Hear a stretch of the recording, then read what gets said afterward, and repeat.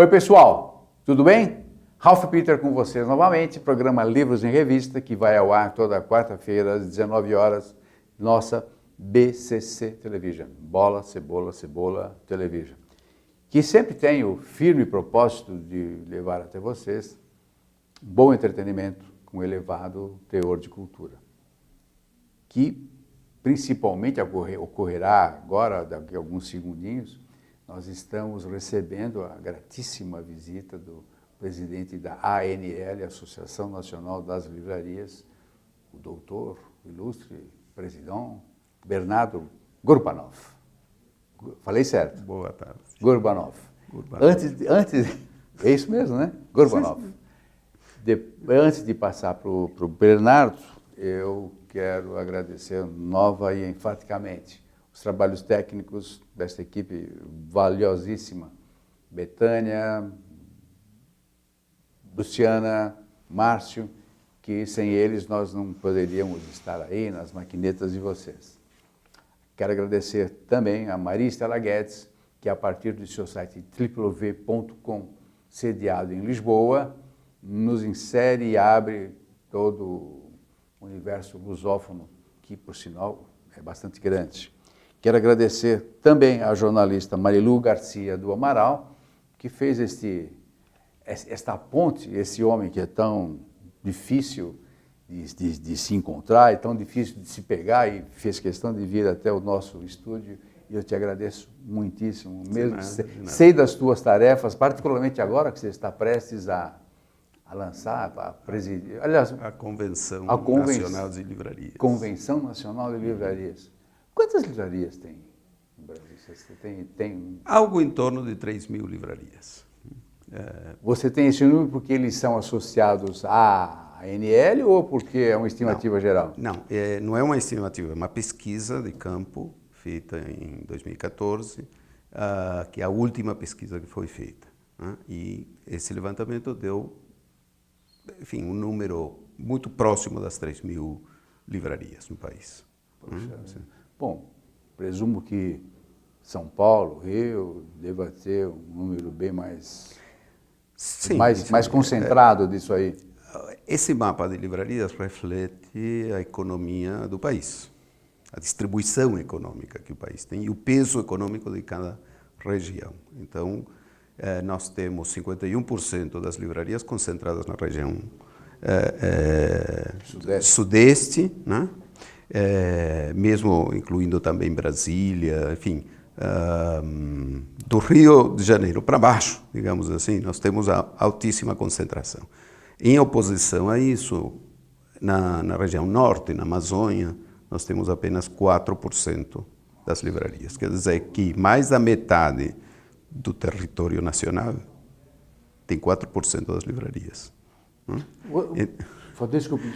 Não, e depois nós temos o Nordeste, aproximadamente com 15%, e a concentração maior é na faixa atlântica, digamos, né? Mais próximo da costa. Como é a economia do país? Né? Quando qualquer área econômica que você tente pesquisar, mais ou menos tem essa configuração. Né? Você é presidente há quanto tempo? Estamos no segundo ano de mandato. Segundo ano. Eu já tenho uma trajetória no campo institucional já muito longa, fui muitos anos vice-presidente da Câmara Brasileira do Livro, fui vice-presidente também de um organismo internacional que é o GIE, Grupo Ibero-Americano de Editores, com sede na Colômbia, representando o Brasil, e agora compraram o meu passe. Para a sorte deles, para a sorte de todos os livreiros. Sim, digamos, saiu um pouquinho menos que o do Neymar, mas é por aí. Um dia desses eu perguntei para uma cartomante se um dia iria ganhar o que o Neymar ganhou nesse passe. Apareceu um monte de cartas com um K. Nosso trabalho, para que fique claro, é ad honorem. Ou seja, sim, não é rentado, e a entidade é uma entidade sem fins lucrativos, assim como as outras nas quais participa, inclusive o Instituto Pro Livro, que fui fundador também. Essa convenção que você lançou, que foi a inauguração oficial na segunda-feira? Segunda-feira. Segunda-feira. Qual é a finalidade dela, afinal? Bem, convenção, como eu disse até no coquetel de lançamento, é um dos significados da palavra convenção é acordo, né?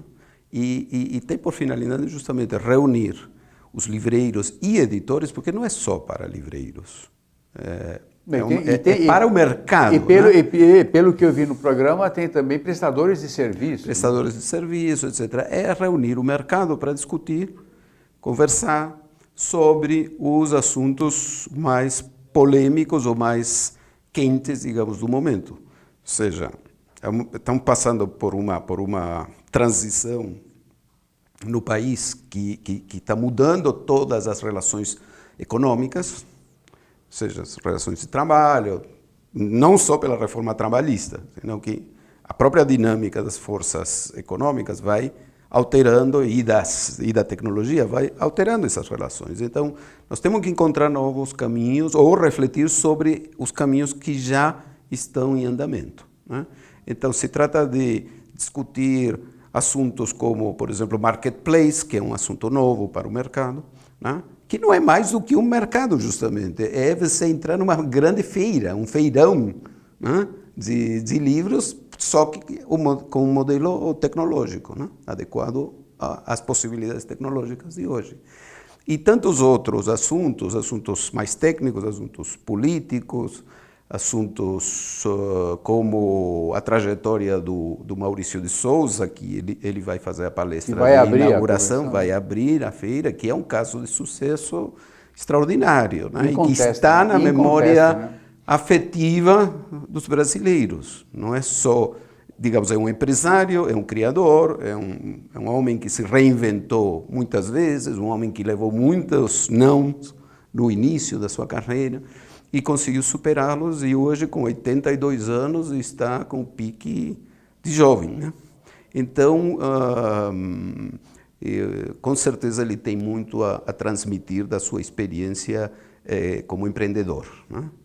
Então, e ali entramos nessa questão também do empreendedorismo. Temos uma mesa sobre empreendedorismo cultural. É uma palavra horrível. Nas livrarias.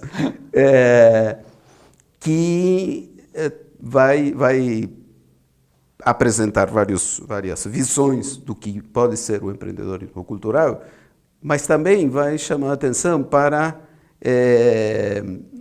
até para pessoas que não estão no ramo necessariamente. Você está falando em inversão, em investimento financeiro? Não só investimento... Não, também, mas a criatividade, encontrar também esses novos caminhos para as livrarias e para as editoras. As editoras, tradicionalmente, quem gera a demanda por um livro é a editora, certo? E o que a gente tem a dizer é que também a livraria pode e deve gerar essa demanda, né? Independente daqueles livros que são mais adequados para a sua clientela, obviamente. Mas fazer com que uma livraria seja efetivamente um lugar de encontro, um lugar de um centro cultural, não é tarefa fácil, eu diria que é uma tarefa necessária, né? É um dos modelos de livrarias. Tem livrarias que optam por outros modelos e funcionam muito bem também, que são muito bem administradas e têm um modelo mais pegue e pague e funcionam. Você acha que a livraria virtual, a livraria virtual está sob a égide da ANL, não? Também. Sendo livraria, perfeito. Ou insisto, mesmo tem editoras que são associadas. Ah, tem? Também. É mais, porque dentro da dinâmica que o mercado vai tendo cada vez mais em mutação, nós hoje já não podemos mais pensar que a livraria só vende no varejo, necessariamente. Vende no varejo, mas pode editar, pode distribuir, pode fazer outras coisas. Tanto que você vai receber lá a Editora Planeta, o Gerson vai falar. Sim. E outras que nos apoiam, não são poucas. Se quiser tem citar, tem distribuidoras como a Catavento, tem a Ciranda Cultural, tem a Book Partners, que tem livraria, tem distribuidora, enfim, e tem gente da área tecnológica também que oferece soluções de administração, sistemas. Papel, né? O papel, a chegada do papel, tem a Bigraph, tem a Two Sides, enfim, nós buscamos ampliar a visão em relação a este evento, no sentido de que, em primeiro lugar, não é só para livreiros, embora seja uma convenção nacional de livrarias organizada pela entidade de classe, porém, a interação hoje no mercado é permanente. Necessária, né? E necessária, exatamente. Então, nós temos que ter uma visão, tentar ampliar a visão, até para buscar permanentemente novas alternativas de negócios. Você pode comparar isso com um jogo de sobrevivência, né? Não, mas são estratégias de sobrevivência, né? Claro.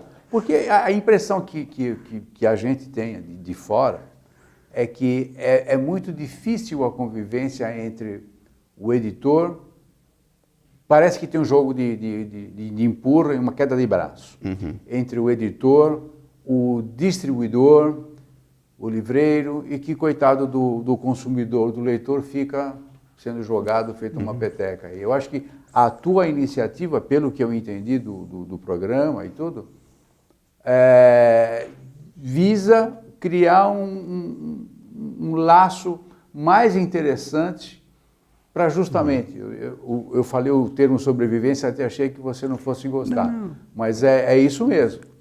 Está todo mundo literalmente buscando quem? O leitor. Sem dúvida. Ora, se o leitor não compra, você não vende. E se você não vende, alguém deixa de receber e todo mundo se abraça e afunda. Infelizmente, esse é o quadro econômico que nós temos hoje. Ou seja, precisa todo mundo ficar ombro a ombro, amiguinho, numa boa, né? Porque senão a gente vai acabar afundando.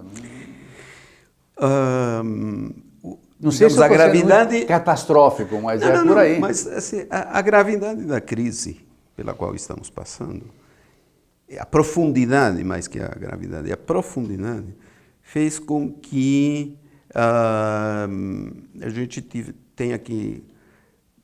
tivesse que detectar quais são essas estratégias de sobrevivência. Tanto para a livraria como para o editor, para o distribuidor, para o autor, para o ilustrador, para todos aqueles que compõem o universo livreiro, esse universo que vai desde o autor até o leitor, certo? Então, a visão tem que ser sistêmica. Quer dizer, não podemos pensar as livrarias isoladas. As livrarias não fabricam, as livrarias vendem, certo? Pode haver alguns, como de fato há casos em que também publicam, mas é muito parcial, é uma linha editorial. Então, uma livraria tem... Hoje no país,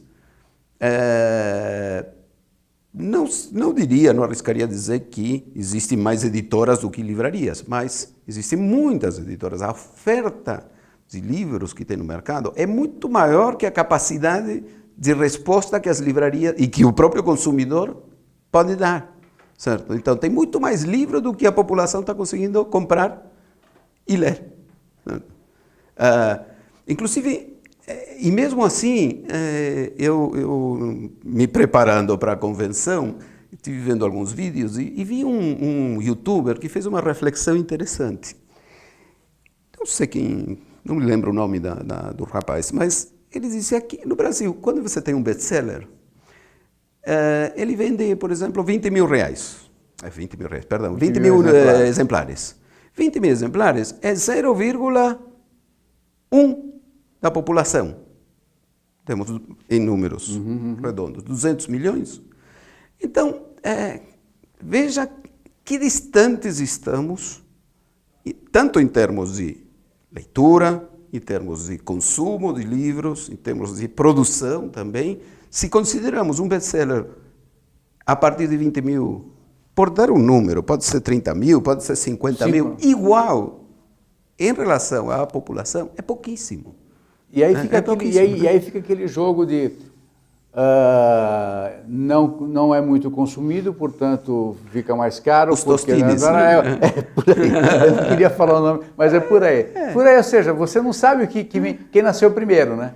Porque você edita 20 mil, mas se você vender só 1.000, naufragou. Claro. Naufragou.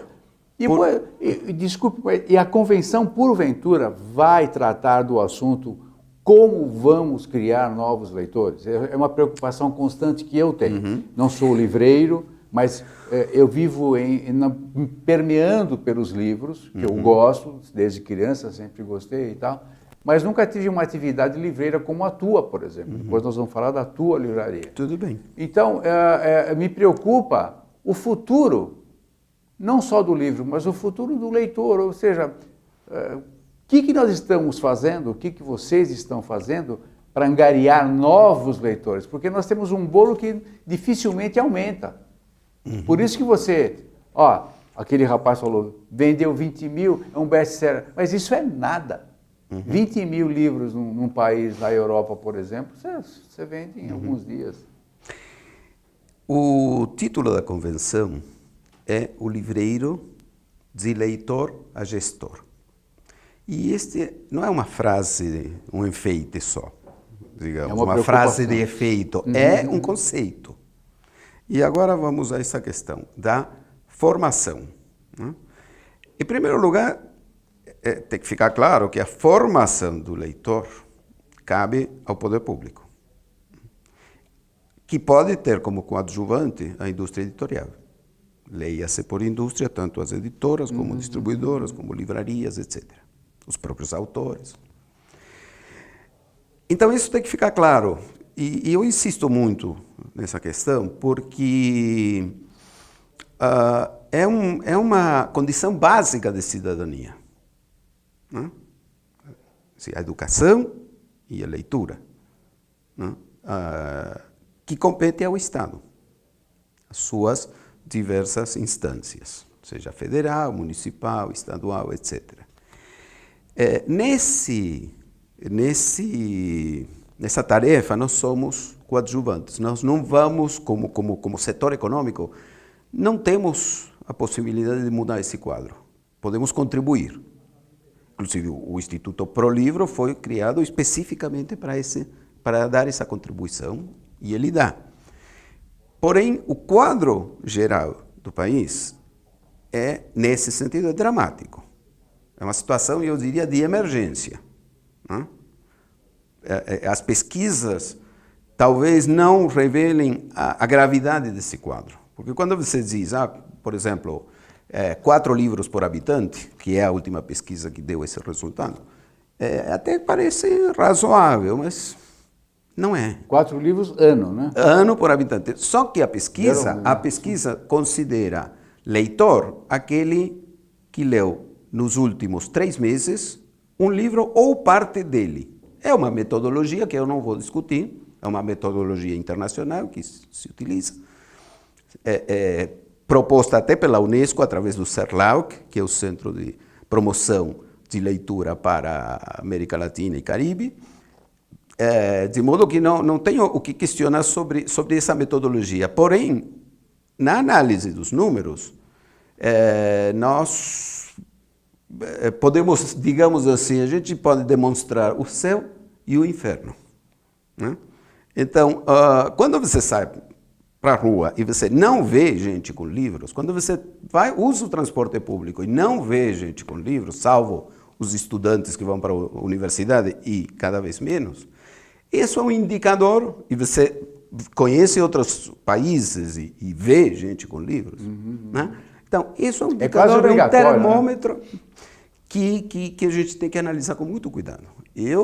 Essa é a minha visão assim, pessoal, eu declararia o estado de emergência em relação à leitura. Eu declarei esse estado de emergência já há alguns anos, você está declarando agora.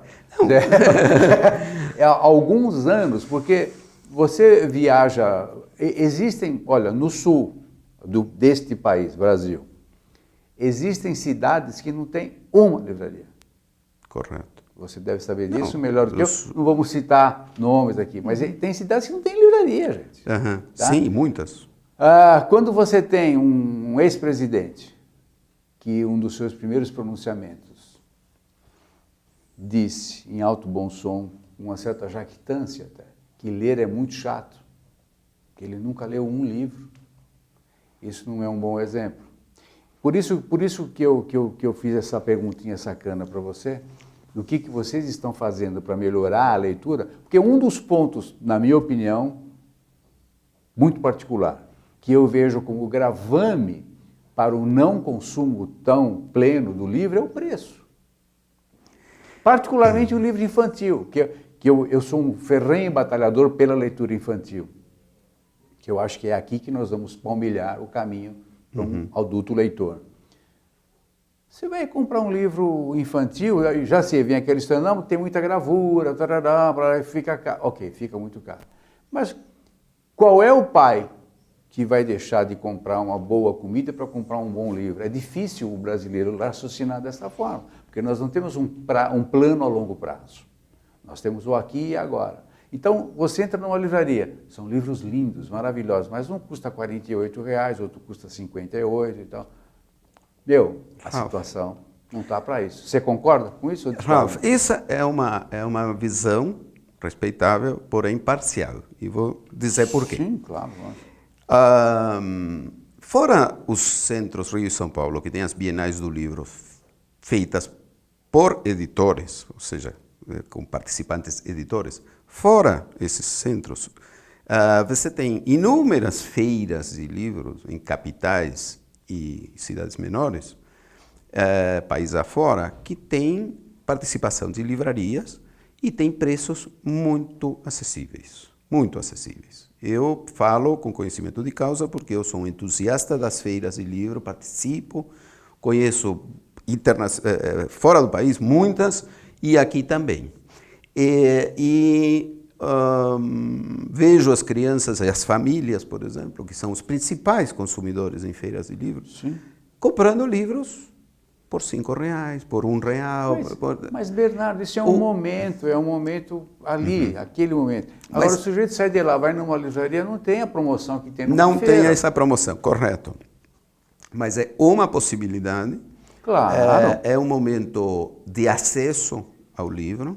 As feiras têm outras atividades. É uma belíssima vitrine, eu concordo com você plenamente. Então, quero dizer que quem se interessa por livros, quem está estimulado, aquela família que de alguma forma está estimulando a leitura, tem possibilidades. Não são as ideais, sem dúvida, não são as ideais, como tantas outras realidades que vemos no país. Não é constante, né? Não é constante, mas é ocasional. Eu mesmo tenho experiências de ir para feiras onde as pessoas me esperam, porque eu vou e eu atendo também ao público, esperam por a ocasião da feira e me dizem, não, eu quero ser atendido por você, eu quero que você me indique livros, que me oriente, não sei o quê. Eu coloco gente, inclusive, especialista em atenção para crianças, que senta no chão. Perfeito. E atende as crianças. Contador de história. Então, e eu digo, mas vocês podem comprar por internet? Não, mas não, que o frete, tem que palpar, não sei o quê. Né? Então, assim, são realidades que convivem umas com as outras, não é só tecnologia, não é só... O Brasil, quando você viaja ao Brasil, na verdade, você está viajando no tempo. Do Brasil convivem, digo eu, o século XV com o século XXI, passando por todos os outros. Você encontra situações desde aquele índio de arco e flecha, como foi de fato documentado, sem contato com a civilização, a chamada civilização, digamos, outra civilização, até a mais alta tecnologia e os polos de produção de conhecimento que não perdem para nenhum outro polo no mundo. O chamado primeiro mundo, né? E, aproveitando o ensejo, qual é o nome da tua editora, da tua livraria, aliás? Se chama Livraria Letra Viva. Livraria Letra Viva, uma palavra só, onde tudo junto.